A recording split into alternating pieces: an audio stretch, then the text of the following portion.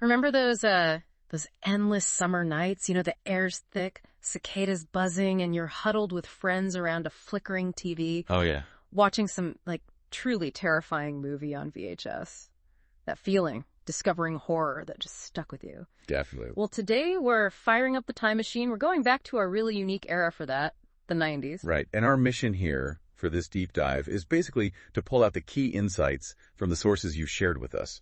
Think of it as your shortcut to getting smart about this specific subgenre. Exactly.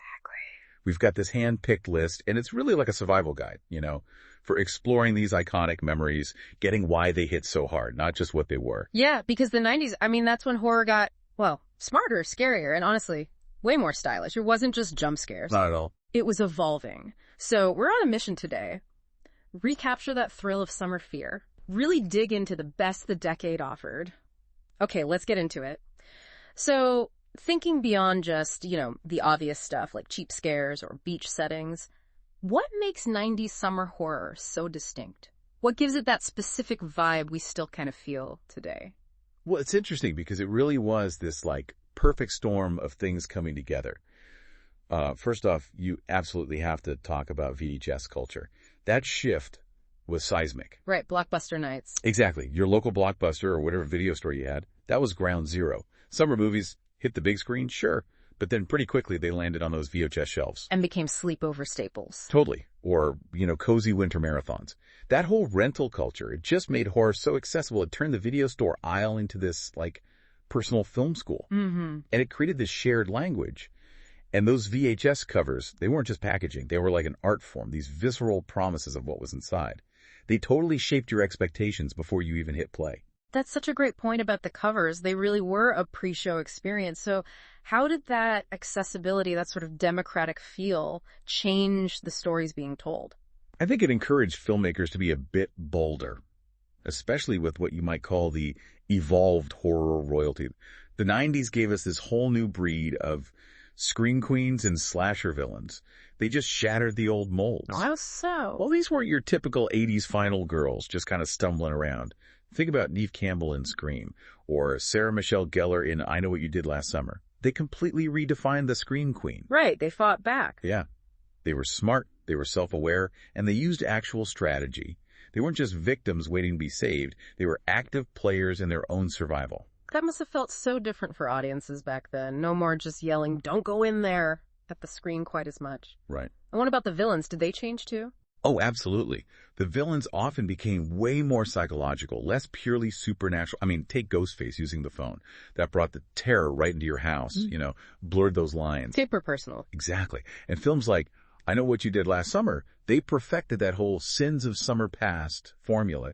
Your vacation mistakes literally coming back to kill you. That taps into a really human fear, right? Past actions, consequences. Mm-hmm. Plus, the casting was different. Instead of unknowns, suddenly you had TV stars, teen heartthrobs showing up in horror. That brought in built-in audiences, made these movies immediate must-sees.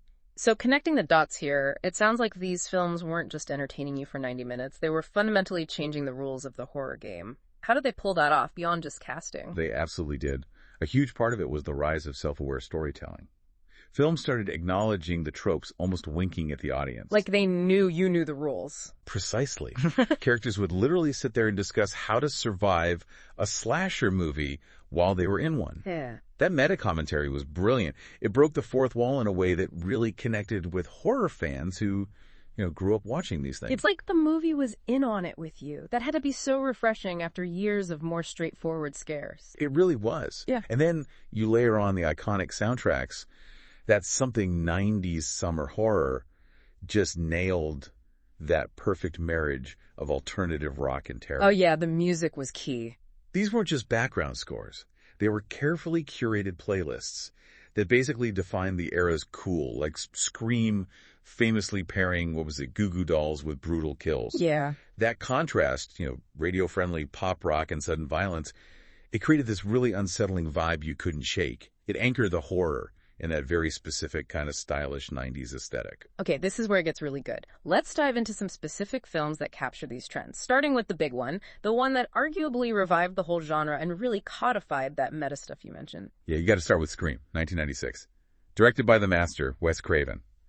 This film was basically a defibrillator for the slasher genre. People thought it was dead. Totally. And that opening scene, Drew Barrymore, just wow, so shocking, so impactful. It set a whole new standard for how to kick off a horror movie. And the innovation. The self-awareness. Characters knew they were in a horror movie, they talked about the rules, it played with your expectations constantly, but still delivered genuine, gut punch scares. That meta-narrative just changed how horror could talk to its audience. Oh, and fun fact, the ghost face mask, inspired by Edvard Munch's painting, The Scream. Makes sense. And it was huge, right? Box office-wise. Oh yeah, massive, $173 million worldwide. It proved audiences were ready for smart horror again. And building right off that success, same writer even, Kevin Williamson, we got I Know What You Did Last Summer in 1997. This feels like the quintessential summer thriller, really leaning into that sins of the past idea. It totally capitalized on the Scream blueprint. Perfect timing. Yeah. Jim Gillespie directed it. Williamson wrote it. It took that sharp dialogue, the aware characters, and plugged it into this classic setup. Friends cover up a hit and run. Killer comes back a year later with a hook. The hook. So memorable. Right. Perfectly fitting that coastal summery setting. Turning something associated with, like fishing and vacation, into pure terror. Yeah. And it showed the teen slasher boom was real. Opened at number 1. And the cast was huge, too, right? All those rising stars. Absolutely. Jennifer Love Hewitt, Sarah Michelle Gellar, Freddie Prinze Jr., Ryan Phillip. It was like the definitive late 90s teen idol lineup. Funnily enough, Hewitt apparently hated horror movies initially. Huh. You wouldn't know it watching it. Okay, so we've got the meta-slasher, the summer consequence thriller. But then end of the decade, something completely different drops. Totally lo-fi, but it just changed everything. Tell us about the Blair Witch Project, 1999. Oh man, Blair Witch. Yeah, directed by Daniel Myrick and Eduardo Sanchez. This didn't just pioneer found footage. It perfected it for a mass audience and kind of unleashed it on the world. The marketing was genius. Unbelievable. That pioneering internet campaign, they actually convinced half of America the footage might be real. Fake documentaries, websites. It built this incredible mystique. And the budget was tiny. Practically nothing. Maybe $35,000 up to a couple $100,000 depending on who you ask. But it made almost $250 million worldwide. Insane return. Wow. And its power came from fear of the unseen, right? Psychological dread, atmosphere. It wasn't about cheap jump scares. It proved you could terrify people without big budgets or crazy effects. Just pure suggestion. That unseen fear, often the most potent kind. Okay, let's shift gears. A film that really elevated things, blending social commentary with the scares. Candyman, 1992. Yeah, Candyman, directed by Bernard Rose. Just a masterful piece of work. Horror with real substance. It follows a grad student investigating urban legends, and she summons Candyman, played so chillingly by Tony Todd. His performance is legendary. Absolutely haunting. One of horror's truly memorable and actually quite tragic villains. But the film goes deeper, tackles race, class, urban decay, using the struggles in Chicago's Cabrini Green projects to look at real social issues through this supernatural horror lens. That's complex. It is, and it builds this incredible dread through atmosphere. Philip Glass's score is just unsettling, iconic. Oh, and a great bit of trivia. Tony Todd apparently negotiated $1,000 for every bee sting he got during filming. Seriously? How many did he get? He got stung 23 times. Wow. Dedication. Okay, so Candyman offered something deeper. What about films designed just to, mess with your head? Jacob's Ladder, 1990, seems to fit that bill. Oh, Jacob's Ladder is pure psychological nightmare fuel. Adrian Lyne directed it. Tim Robbins plays Jacob Singer, a Vietnam vet, and he's haunted by these terrifying war flashbacks and just bizarre, grotesque visions bleeding into his everyday life in New York. So you don't know what's real. Exactly. The whole film messes with your perception. What's real, what's hallucination. It's this really disturbing exploration of PTSD, death, the afterlife, all seen through a horror filter. Its imagery was super influential too. You can see traces of it in things like Silent Hill, even The Sixth Sense. Sounds intense. It is. And just a warning for anyone checking it out, it's known for a seriously dark and really thought-provoking ending. Leaves a mark. A real mind bender, though. And speaking of playing with expectations, how about the ultimate genre flip? We got to talk From Dusk Till Dawn, 1996. Yes, From Dusk Till Dawn. Robert Rodriguez directing, Quentin Tarantino writing and starring alongside George Clooney.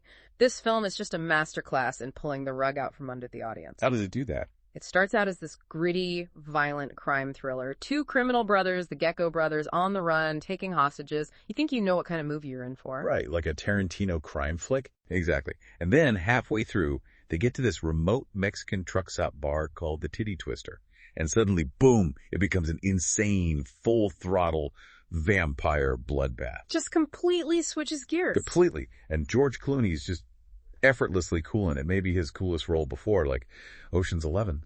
The film's genius is that audacious shift. It proves that sometimes the best scares come when you totally upend what people are expecting. That's bold. Definitely leaves an impression. Okay, shifting to supernatural stuff, but with that distinct 90s teen angst.